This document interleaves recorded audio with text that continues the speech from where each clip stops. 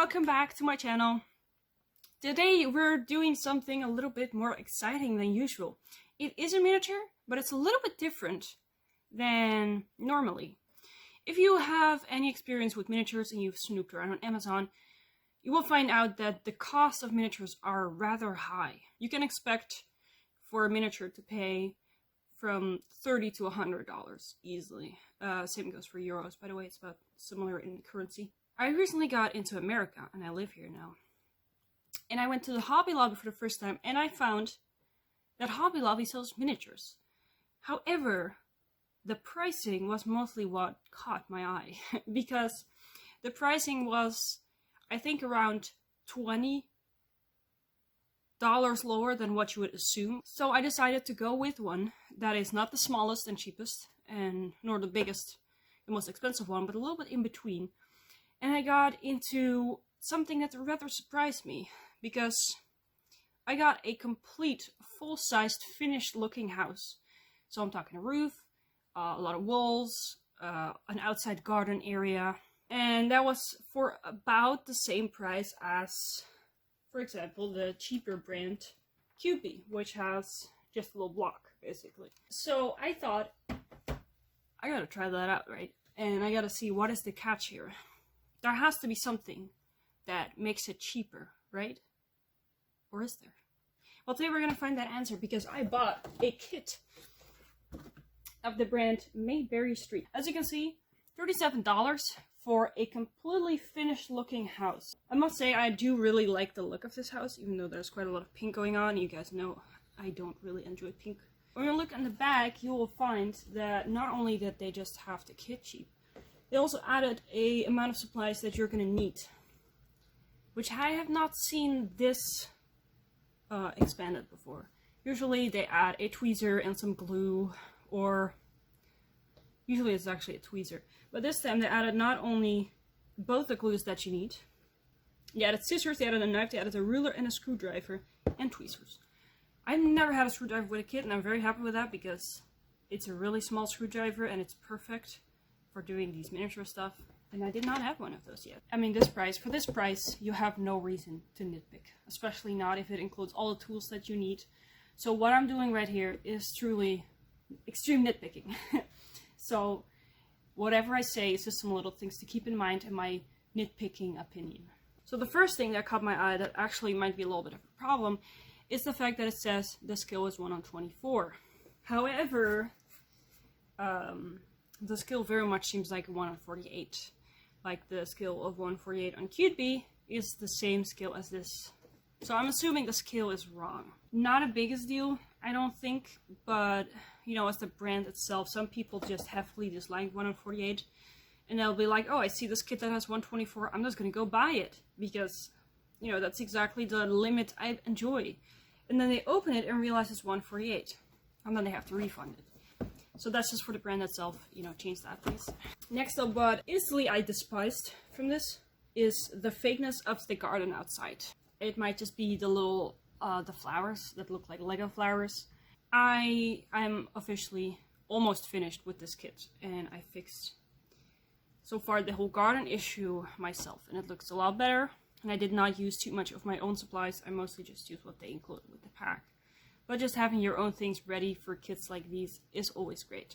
Also, I love the chandeliers in here. You can't see them, and they were horrendous to make, but they look really cute. What do we have inside of this that is important to keep in mind when you buy this?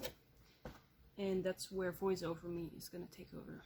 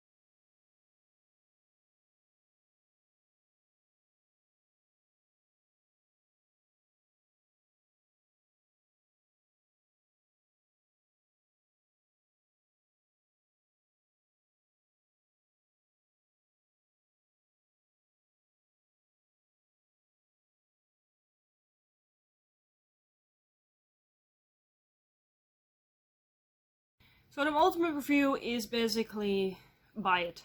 Go to Hobby Lobby if you live in the US and go buy one of these kits. And they're cheap.